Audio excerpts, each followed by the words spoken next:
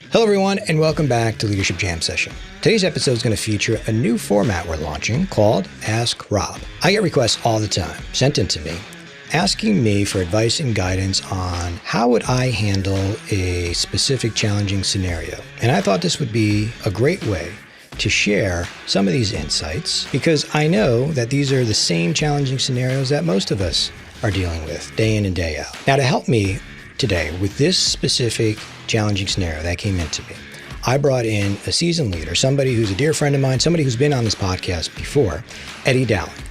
And you'll hear us talk about this challenging scenario that came into me based on how would I deal with two employees who are just not getting along.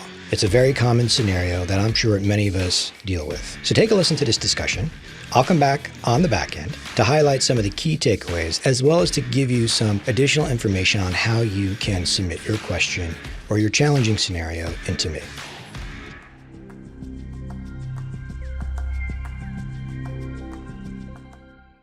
Dear Rob. It's very formal with the Dear Rob. Very impressive. All right. So I have two employees on my team who are not getting along.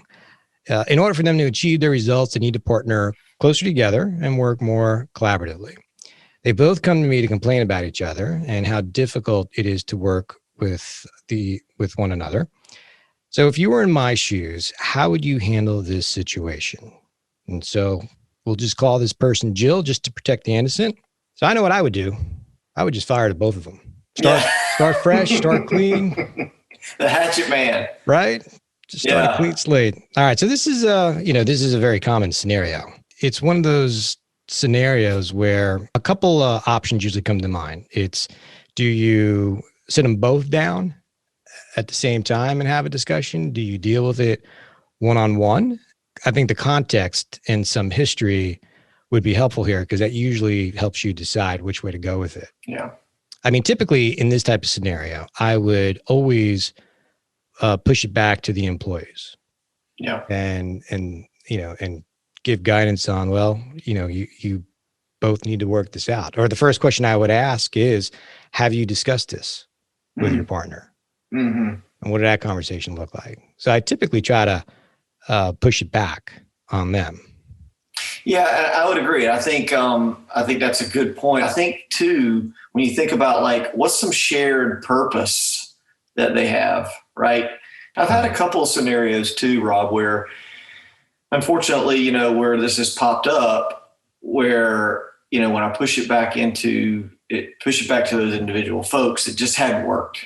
There's some resentment, maybe just some challenges where they just can't seem to get over the hump with each other. And so I find that shared purpose is sort of step two. You try step one, and then and that's optimal. And then step two is just trying to find that shared purpose and then getting everyone to agree on it.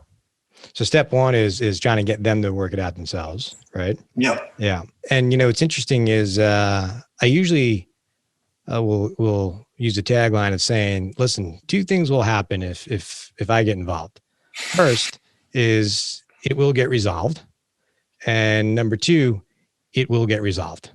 Yeah. Or another. Right? So it is in your best interest if you work it out between you two, between yourselves and figure it out type of thing.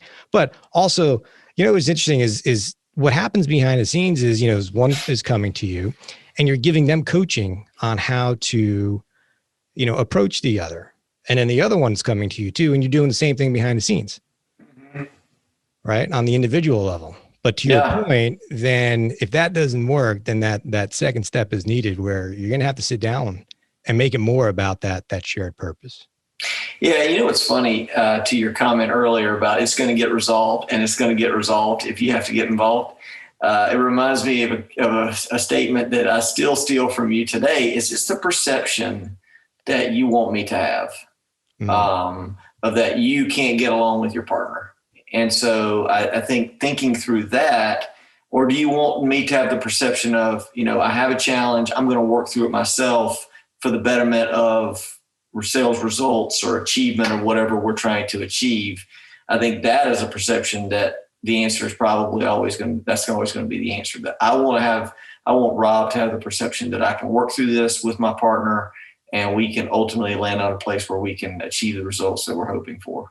Yeah, that's a great point. That reminded me of a story, where I had two individuals that just were not getting along, complaining about each other, both high performers, Mm-hmm. right? It's not like they were bad performers. And I was having a conversation with one of them, and I talked about that. What you want to walk away from is how you're perceived, to your point, right? Are you part of the problem, or are you going to be viewed as part of the solution? Mm-hmm. And that's really on you. Yeah, so maybe a question for you that just sort of popped in my head as we think through this type of scenarios. How do we want to have diverse opinions Yeah. and we want to bring diversity of thought. So ultimately, when you have that, you may not have a situation where everybody's going to get along. So how do you balance? Because if diversity of thought is a great thing for teams, because we can all get better. But how do you balance that versus we have to get along and we have to have, shared purpose, shared mission? How do you balance that? Well, I think to your point, you do need that diverse thinking. I mean, if you have people who just all think alike, it usually doesn't go well. I don't think you're going to achieve the type of success that you're looking to achieve, because you need that diverse thinking in order to come up with different ideas and different ways to approach things. So I think as a leader, what's worked for me is right out of the gate, that was just an expectation that I had for my team. I would basically say in the very first meeting with them that I expect us to have healthy conflict, healthy debate, right? I mean, we respect each other. Doesn't mean that, and I know we're not going to all approach things the same way, but that's what I'm looking for, right? You could learn from each other. And I think you need to go through that period. And as a leader, you need to be there along the way, reinforcing that and providing guidance, kind of like what we're talking about, even behind the scenes. Well, I think you said two things there that really stand out to me. First of all, you set some expectations early, right? And even in this scenario for Jill, let's say, maybe she did set the expectations or she didn't, you can reinforce those throughout your time working with a team. So even if you miss that opportunity, it's never too late. It's never too late to say, I'm going to throw my hands up and just not set expectations or reinforce expectations. The second thing is, as a leader, I see us almost serving as guardrails. So where this healthy debate and healthy conflict and diversity of thinking leads to innovation, sometimes they can get off the road a little bit. And so as a leader, we need to serve as guardrails for our teams to say, okay, I appreciate everyone's opinion, but let's get back to what we're focused on here, which is that ultimate mission or purpose or results that we're trying to achieve. And that's what I see the leader's role as to be that sort of guardrails for our team. Yeah, I agree. Love that. Love that analogy, right? Because we are the guardrails, but we have to be there along the way. You know what I've asked some of my employees that have come to me, employee A or employee B, and usually they come to me separately behind the scenes in this scenario. Sounds like that's what's happening with Jill. I'll tell employee A, I was like, all right, how does your teammate make you better? Because again, they always walk into this thinking negative thoughts, right? It's always, they always go to the dark side, right? But if they're truly working together on a project or whatever the case may be, I'll always try to reframe it of, all right, well, how do they actually make you better? What's the value they bring to this partnership? That's a good question. What do you like about this person? Right. As opposed to coming in with sort of, dark colored glasses or whatever. Let's talk a little bit about what's good about this person and how do they help the organization? Yeah. Because in doing that, it forces the employee to think through, well, how do they make me better? Because we all have our weaknesses, right? How do I leverage them to help me it forces them to think through where their gaps are. Yeah. And maybe that might change a little bit of the perception of what's going on, or that it's usually takes two to dance. Yes. One of the things I've done, sort of consistent with what you're saying, is how would you, when I go to this person and sit down saying, how would you treat this partner, this teammate B, if they were your customer? How would you approach them if they were your customer? So being in a customer facing organization, we have challenges where we have customers that in some cases may be difficult. So how would you approach the customer, and how would you use that same scenario to approach this teammate? Yeah, that's an excellent approach, right? Because they walk into this with a very, their mind's set on something. Yeah. Right. And our job is to see if we can expand that so they can get to the root of what the issue is and who owns what piece of it. Mm-hmm. Right. And sometimes I might even ask them and say, all right, it goes back to, do you want to be perceived as the problem or the solution? And so I'll ask, if there's one thing that you can do to improve the situation, what's that one thing? Right. I like that. Yeah. And so this is all the coaching that's done behind the scenes that I think a lot of managers don't realize, that it does take a lot of time.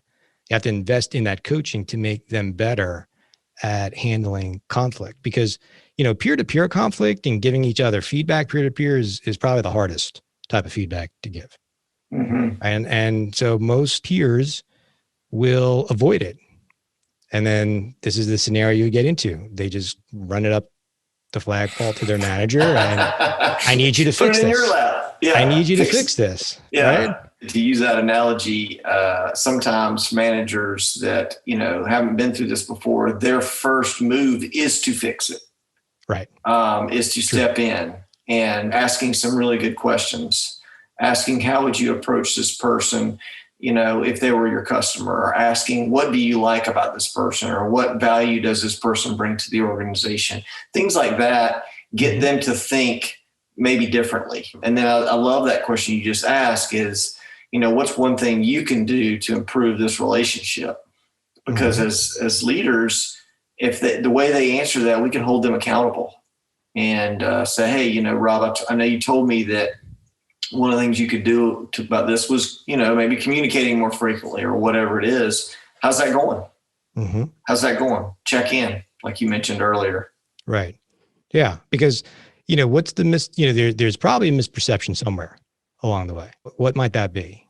And you think maybe you might have this wrong? Is it possible? Right. So it's even just having that dialogue behind the scenes. And again, I think it is important to remind them, what's the shared purpose? Yep. What are we trying to achieve here? So I do think it takes a lot of time behind the scenes. As we talked about, you have to put, you're the guardrails, right? You're kind of just guiding them along the way. And of course, I always then remind them, remember, if I get involved, no one's going to be happy. That I can guarantee you. If I get involved, I'll get involved. But I can guarantee you no one's going to be happy if I get involved.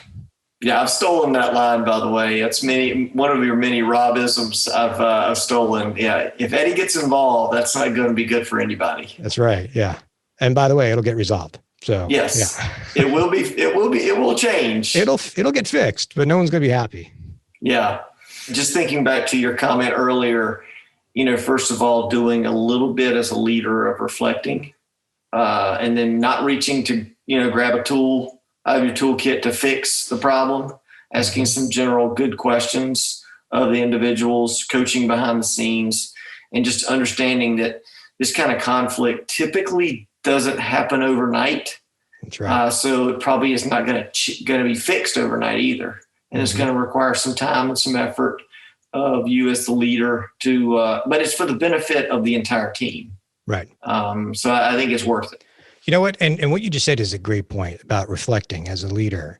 The other possibility is, did I contribute to this? Maybe it was something that I did that caused some confusion. Now, you and I would never do anything wrong, so we can throw that out. No. Yeah, we would never do that. So that's not even part of the solution. My people walking around like a deer in the headlights, that never happens, right? Yeah, exactly. So it is possible, right? That is an important part of the approach, is reflecting on, all right, was there anything that I did that maybe, unintentionally led to this? Yeah. Right, some confusion, maybe somehow one is being viewed that I'm favoring one versus the other. There could be a variety of different reasons. So you do have to maybe I didn't set proper expectations. So I think that is a critical piece you brought up. I do think we have to reflect and say, what do I own in this process as a leader? Yeah. And I think we've got to be careful about any any perceptions that we bring to the table in a scenario like this too. So when we do that reflection, we need to be open-minded, and we need to be willing to, hear out both parties as we try to overcome this conflict. Mm-hmm. We don't want to come in with our own perceptions about teammate A or teammate B. I think it's really important that we be open-minded. I think it's a good scenario. I think for Jill, we've all been there. I think it's part of our growth as leaders to do that and to overcome that and to work through it as guardrails, like we mentioned earlier. So I think it's good. It's also good for the other members of the team who probably are aware of that conflict. When it can be fixed, it can be a real positive. It can have positive ripple effects for the rest of the team. All right, so let's highlight a few key takeaways for you. First and foremost, you really want to push this back on your employees. You won't be able to do that in every scenario, but in most scenarios, you can. You want them to take ownership of fixing the scenario between themselves. The next step behind that is you are spending and investing time behind the scenes, giving them guidance and coaching them one-on-one individually on how they can best approach it with themselves. All right. So for example, even asking great questions to help them just bring different perspectives, such as what's the value your partner brings to you? How do they make you better? Trying different techniques like that to get them to see that you as a leader, you do expect different diversity in terms of thoughts, ideas that help to bring about healthy conflict. You should be setting that expectation on day one and reinforcing it all throughout your time with your team. And some final key takeaways.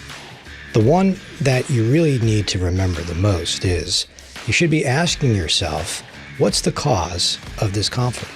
And even ask the hard question, am I the root cause of this? Or did I contribute to this somehow? Maybe I caused some confusion. Regardless, you do need to take a step back and try to understand where this is coming from. And most importantly, you do need to remember that this issue or the conflict, whatever's going on between your two employees, in most cases didn't happen overnight.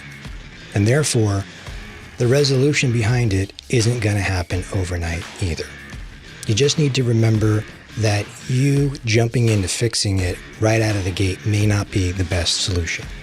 It is in their best interest and yours to get them to work it out themselves. You're going to be there along that journey, serving as the guardrails. And a big shout out to Eddie for coming in and sitting down with me to handle this topic. And if you have a challenging scenario that you'd like to get my thoughts on, please go to my website, a Leadership Jam Session, and you'll see how you can submit your challenging scenario into me, and perhaps I might highlight it right here on the Jam Session. Thanks for listening. Take care.